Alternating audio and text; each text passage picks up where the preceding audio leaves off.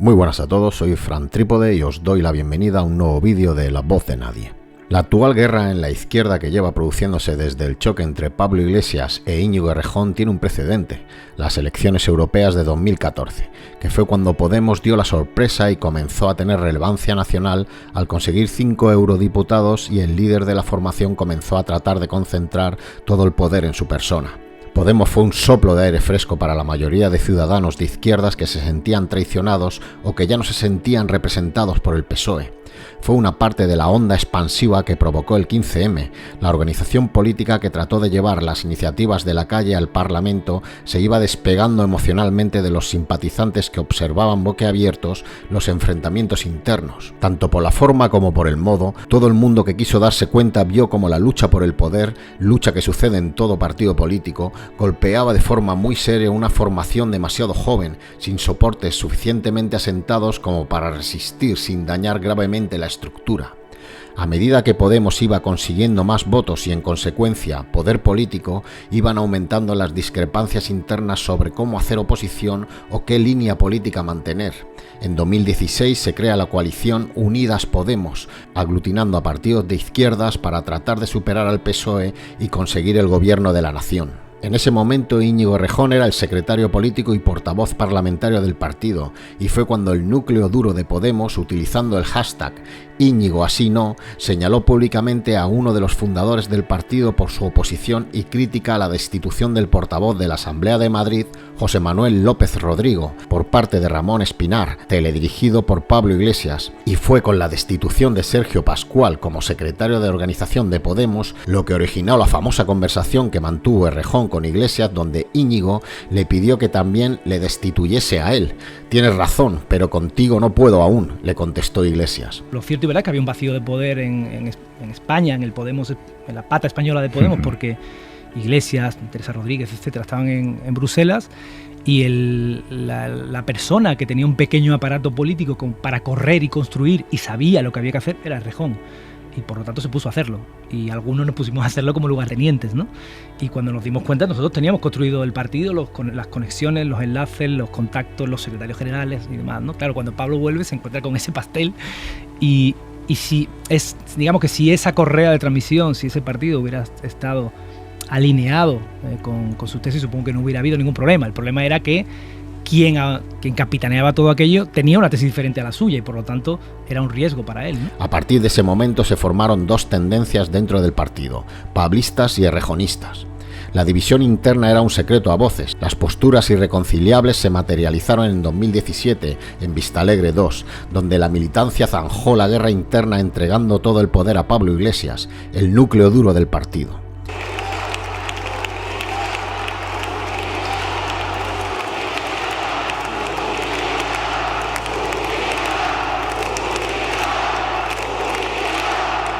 El ensimismamiento y la división trabajan para el enemigo.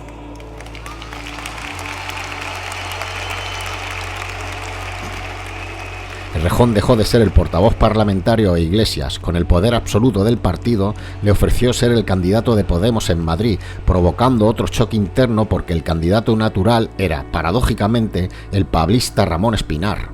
Iglesias tampoco quería a Manuela Carmena porque parte de su equipo y ella misma no pertenecían a Podemos, y Pablo quería que fuese o todo Podemos o nada, la cabezonería del que se cree intocable, insustituible, la luz del faro por la que todos deben ser guiados, mandando un mensaje de control propio de una secta.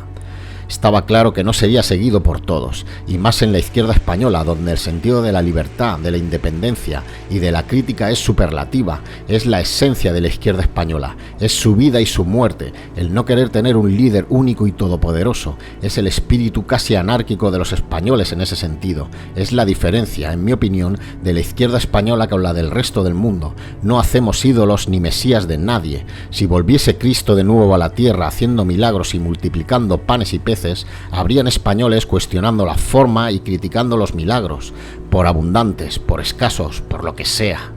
Íñigo Errejón se hartó y dio un golpe en la mesa formando Más Madrid junto a Manuela Carmena. En 2019 dejó su acta de diputado y en 2020 Pablo Iglesias y Pedro Sánchez culminaban una negociación eterna con varias elecciones generales mediante para conformar el primer gobierno de coalición de la historia reciente de España. En 2021, Pablo Iglesias nos sorprendió a todos dimitiendo de la vicepresidencia del Gobierno de España para presentarse en las elecciones autonómicas de la Comunidad de Madrid, colocando a dedo a la ministra de Trabajo, Yolanda Díaz, para que ocupase su lugar. Hoy es imprescindible hacer frente a esa derecha criminal.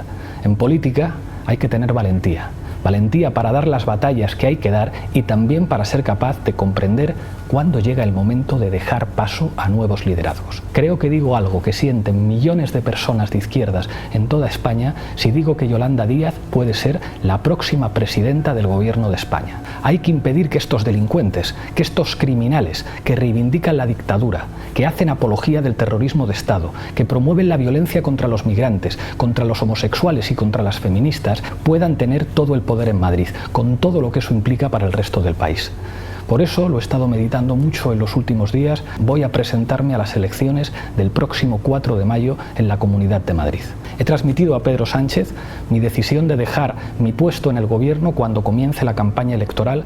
Le he transmitido también que Yolanda Díaz, además de continuar como ministra de Trabajo y Economía Social, asuma también la vicepresidencia segunda del gobierno que le corresponde a Unidas Podemos. Vuelve el innecesario salvador de la izquierda para frenar a la extrema derecha desde Madrid, pero Podemos se había desinflado como el último globo de un cumpleaños. Iglesias lo sabía, pero pensaba que su santa presencia y su buena retórica eran un buen muro de contención.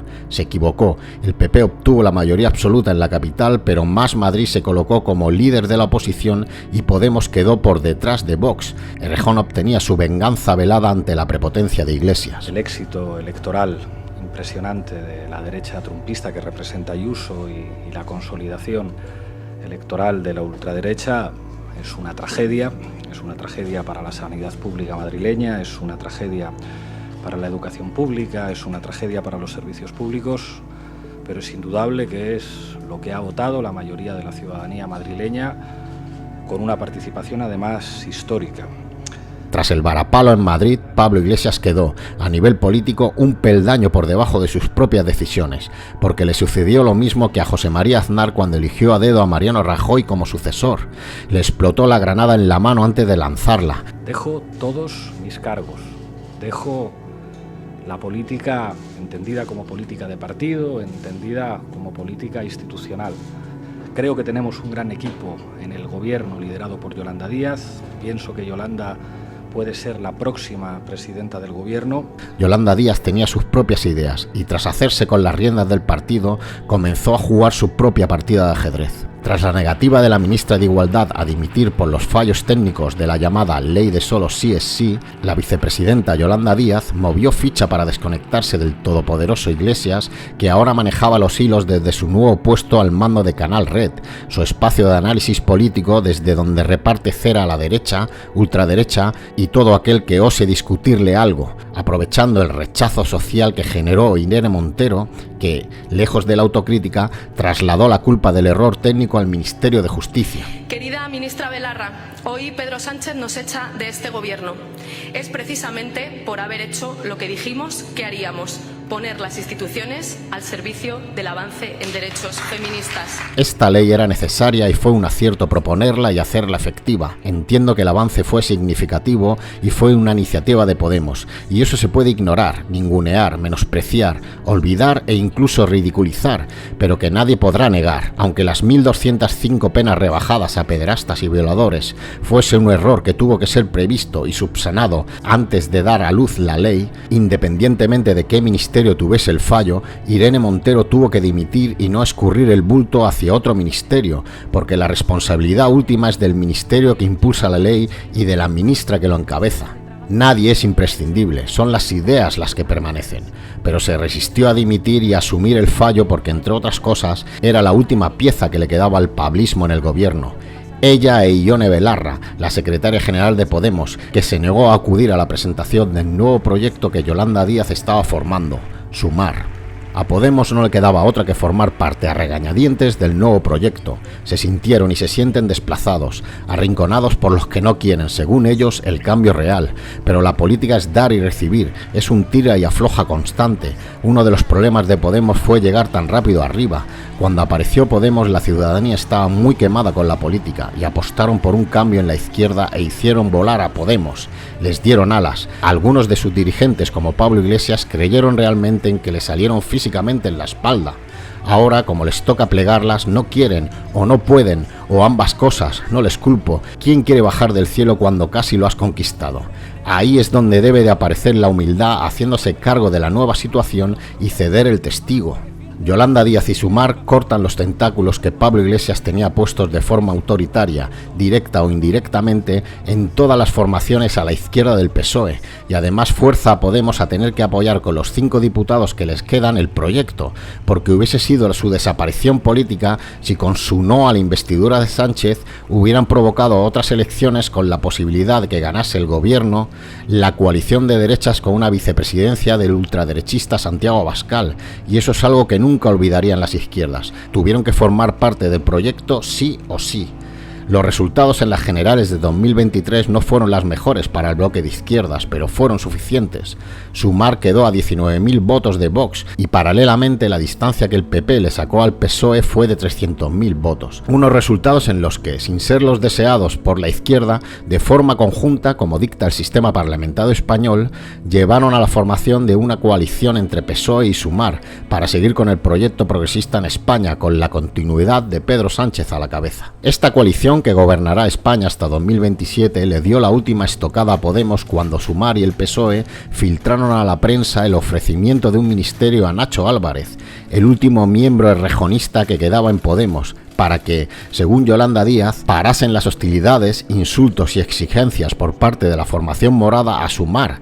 Desde Podemos explicaron la prioridad de que Irene Montero continuase en igualdad y rechazaron la propuesta. Entiendo que Podemos no iba a aceptar un ministerio en manos de un errejonista. Nacho Álvarez se vio en la necesidad de dimitir por no poder aceptar el ofrecimiento al incurrir en una deslealtad a su partido. En una jugada maestra, el nuevo gobierno de España se deshace de Podemos en el gobierno, pero 4 años es mucho tiempo y Podemos todavía tiene capacidad y desde ahora autonomía para, desde sus 5 escaños y desde el canal de opinión y análisis que dirige Pablo Iglesias, tratar de forzar cuestiones y de dirigir flujos de opinión.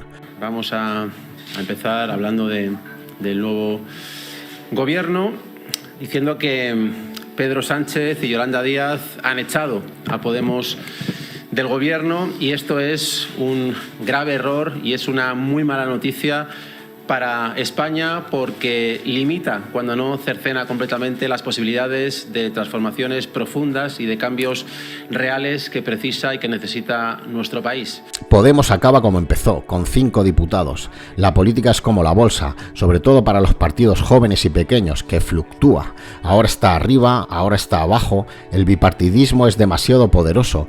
Llevan décadas formando redes por toda España. No se puede menospreciar al PSOE y al PP. Ellos también fluctúan, pero tienen la capacidad para recuperarse mucho más rápido, mucho más eficaz. Nadie debería de olvidar eso. Podemos no acaba con el bipartidismo, acaba con las mayorías absolutas. Podemos fue efímero pero eficaz, aunque populistas en muchos aspectos, llegaron a transformar el país. Eso es innegable. Entre otros proyectos y las leyes que sacaron adelante destacaría el salario mínimo interprofesional, el ingreso mínimo vital, la ley de vivienda, la ley del solo sí es sí, la ley del cambio climático, la regulación de la eutanasia o el escudo social en la crisis del coronavirus. No está nada mal para el poco tiempo que han estado en primera línea de la política. Podemos puede levantar la cabeza y sentirse orgulloso de sus logros para las mayorías sociales, pero necesita recapacitar y cortar el absoluto dominio que tiene de la formación Pablo Iglesias, porque aunque todavía tiene capacidad para dar más de un coletazo que sacuda ciertos pantalones y algunas faldas, la arrogancia y la prepotencia es algo que la gente detecta rápidamente y rechaza de forma frontal. Hacer política y explicarla de forma clara, sin señalamientos, egos y autoritarismo, es la única forma de triunfar políticamente en un país que hoy apoya incondicionalmente a una formación y de la misma forma mañana le da la espalda y reniega de ella.